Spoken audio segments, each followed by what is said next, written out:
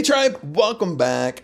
In this video, we're going to go over the very last chapter in the power of awareness, because the last chapter pretty much sums up the power that we really have, really sums up the whole book of the power of awareness. And the chapter is called Reverence, and we're going to break down this video in two different ways. What I'm going to do is I'm only going to read the first page from the last chapter, because I think the first page says it all. And then we're kind of going to move on from that, move out of the book, and really explain what reverence means from a Neville Goddard standpoint, but kind of in plain English a little bit. But I think this chapter is super powerful, and this is really the takeaway from the whole book. And it's really the takeaway, how to get the law of assumption, law of attraction. You live that most successful version of you. You finally live life in your terms, and how to do it. Okay, this chapter sums up everything that we need to know. It really sums up the secret of life, the secret of the ages. Okay, so other than that, let's get rocking and rolling. Never wouldest thou have made anything if thou hadn't not loved it. Wisdom chapter 11 verse 24. And this is really what I really want you to pay attention to here, is what the next several paragraph, what Neville Goddard is saying. I really want you to take this to heart. This is the meat and potatoes of everything we've been discussing, like in this book. So listen, and listen closely. In all creation, in all eternity, in all the realms of the infinite being, the most wonderful fact is that which is stressed in the first chapter of this book. You are God. You are the I am that I am. So let me change the color here. And that's the really walk away here. You are God. You are the great I am that I am. This is not blasphemy, okay? This is not like what people, when people hear me say this, especially on the public side of YouTube, they kind of come trolling in on the comments. It's like, oh, you want to be the God like the devil. But what you have to understand is everything is consciousness. God is inside you. Source is inside you. Source power is inside you. The Holy Spirit is inside you. So you are not separate from God, which a lot of religions teach. Even Christianity teaches. A lot of churches teach kind of indirectly that you are separate from God. God lives outside of you. He lives up in the clouds with the Care Bears. Okay, you're taught this in Sunday school. When they write books for children, they make it look like you're separate from God, and you grow up all your life believing that you and God are separate, and He doesn't hear you. He doesn't hear your prayers, when in actuality, He's right inside your consciousness. He's right here with you. Okay, this is why Neville Goddard said, since God is inside you, source is inside you, you are endowed with the powers of God. If God lives inside you, listen to this, you are a God. Jesus even stated this to the Pharisees in the New Testament, and He was actually repeating an Old Testament verse, stating that, don't you realize that you are a God? Okay, you understand that? So you are God. You are the I am that I am, because God dwells in you. Okay, you have to understand this. This is a takeaway here. Listen, you are consciousness. Listen to that. You are consciousness. You are the creator of your life. Let's change the colors here. I feel artsy today. You are consciousness, baby. You are the creator of your life. Okay, if you don't like what's going on in your life, for one, you have to understand, you have to take responsibility that you created it, but there's good news to that, meaning you can change it. You have the power to change it, because you have the power to change anything in your life, because you're creating your life. You're creating the circumstances that's happening in your life. You are the creator. And listen, right here is a golden nugget. This is the mystery. This is the great secret known by the seers, the prophets, and the mystics throughout the ages. No matter how we want to say it, this is the great secret known by the great seers, the kings, the prophets, the mystics, those in control of the world, even today, they know this secret right here, but they're not sharing it to you. What's the secret? Is you are consciousness. You are the creator of your life. You are God. You are the great I am that I am. That's the great secret. It's within inside your consciousness. You are the creator of anything in your life. This is the truth that you can never know intellectually. And this is where I'm gonna stop right here. I'm not gonna go on with a chapter where the chapter kind of hits this point and it becomes a very esoteric view on reverence. And Neville Goddard, unfortunately, Neville Goddard in this chapter, I feel, for the naked eye, he kind of confuses what reverence really means. So at this point, I'm going to explain reverence to you, and I'm going to bring some other material over that I created that kind of sums it up in more practical sense, so you know kind of how to tie everything together. So how does this tie into reverence, and what does reverence really mean? Okay, let me put on my glasses. I forgot to put them on. Just, it helps a little bit. It helps to chat out a little bit so I can see the words. My eyes aren't really that bad. It's just kind of blurry when I read. But what does reverence really mean? Reverence means developing a sacred respect for your imagination, for the power within you that creates the worlds. Okay, let me get the highlighter going on. Okay, and this is going to reverence is really going to tie into what we just read in the first part of this video. Okay, that you are God. You are the great I am that I am. Okay, everything's going to tie together here. Okay, so what does reverence mean one more time? Reverence means developing a sacred respect for your imagination, for the power within you that create worlds. Most people use this power carelessly. They speak words they don't mean. They assume things they don't want. They let fear, gossip, and doubt become their prayers. How many of us right here is guilty of this? Be honest with yourself, okay? I mean, you're not talking to me in person. I know you're just watching this video, but how many of you are guilty of this? I am.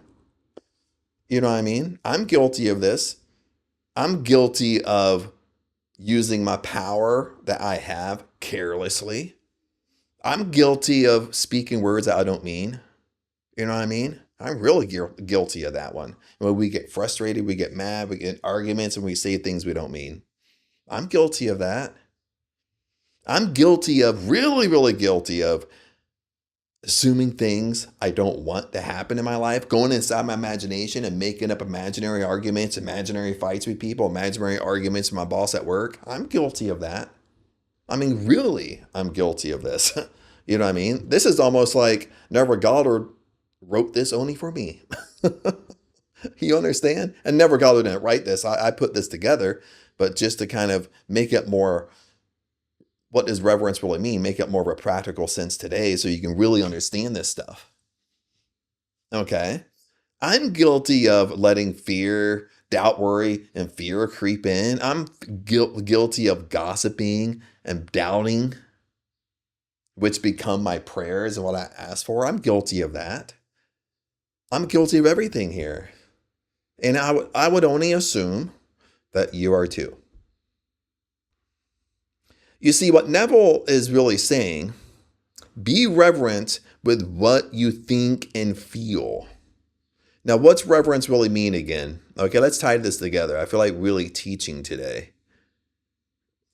Reverence means, again, having a sacred respect for your imagination.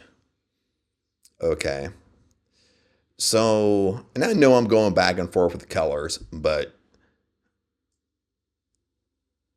I really want you to walk away with this, okay? The reason why you're not getting results in your life is because you don't understand this material as much as you think you do, okay? Because if you really did understand this material, okay, you really would be living the life of your dreams. You really would be calling the shots in your life, okay? You have to understand that. So listen, what Neville is really saying, be reverent with what you think and feel.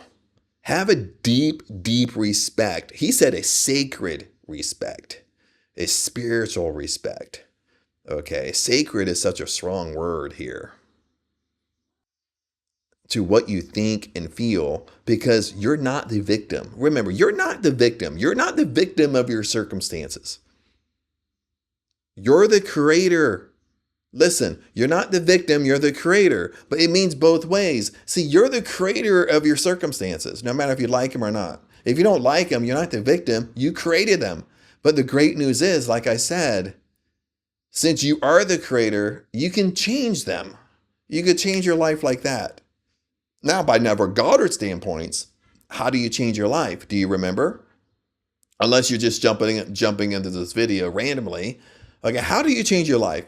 You change your life by assuming a different desire. Okay, remember, what is the law of assumption? A law of assumption is whatever you assume to be true for you has to come into your reality, good or bad. So that's how you control your life. You change your assumptions about yourself, about what you want. Then once those become true for you, once you believe them as true, they have to come into your life.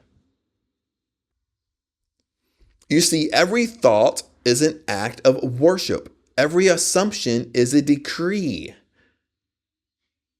Isn't that so true? Every thought you have is an act of worship. It's kind of scary at the same time, because you start thinking like, holy crap, like, dude, I think negative. You know what I mean? A lot of us probably can sit here and agree that like I feel like the negative king right now, because my mind just goes all over the place. My mind goes in the gutter more than everybody's. You know what I mean? And when I say every thought is an act of worship, every assumption is a decree. Everything you assume to be true is a decree. Everything you assume to be true is like you're signing a contract to make it happen and make it come into your life. Let me change the color here. I'll highlight this. When you revere your inner world, you stop treating imagination like a trick, like a miracle, like a magic trick, like I'm a magician, if I could say that word, and start treating it like the truth. What's the truth? The truth is you are the creator. The truth is God is inside you. Source is inside you. You are endowed with God's power. That's the truth. We just talked about the truth. Okay, that's why I'm repeating it to you. What we talked about right in the beginning of this video, part 1, is God is inside you. God is within your consciousness. That's the truth. And you got to start treating it like the truth. You got to start treating your thoughts are acts of worship. What you think is going to come into your reality. Every assumption is a decree. Every time you assume something to be true, good or bad, has to happen in your reality. Now let's move on here. What's the hidden message here? Okay, I almost said, what's the hidden massage? What's the hidden message? You see, reverence is the final graduation from student to master. This is why Neville Goddard put this chapter as the last chapter. I don't know if it's chapter 26, chapter 27, something like that, in the power of awareness. Because once you understand this, you're finally graduating from student to master. This is self-mastery of knowing the truth. Again, I'm being tricky with you here for a second. I'm making you think through this video. Okay, you might be saying, Chad, stop asking me questions in this video. Stop making me think. Just tell me. But I want you to think, because this is how you figure out life for you. This is how you figure out truth within you. What is the truth? Is that you're not separate from God. God and you are one. That's the truth. It's no longer about forcing results or testing the law. It's about living in quiet awe of it. You begin to walk through life knowing, listen to this. This is the truth, just explained differently. You begin to walk through life knowing I and my Father are one. My awareness is divine. What I feel deeply must come to pass. What does that mean? What I feel deeply has to come into my reality. And I'm sorry, guys, I'm not looking at the camera. My eyes are staring off, but it's actually right under the camera. So maybe my eyes won't look too weird. But let me repeat that because it's so amazing. Okay, once you understand the truth, and once you really understand what does reverence really mean, is it's having sacred respect to your imagination, it's having sacred respect to the truth. Is I and my Father are one. My awareness is divine. What I feel deeply must come to pass. That awareness brings humility, not arrogance. You're very humble about it. You no longer, listen to this. Let me change the color.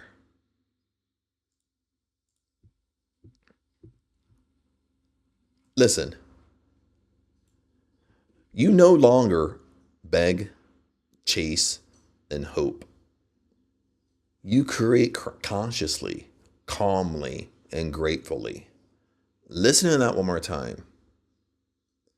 You no longer have to beg for what you want. You no longer have to chase what you want, no matter what it is, no matter if we're talking about SP work right here.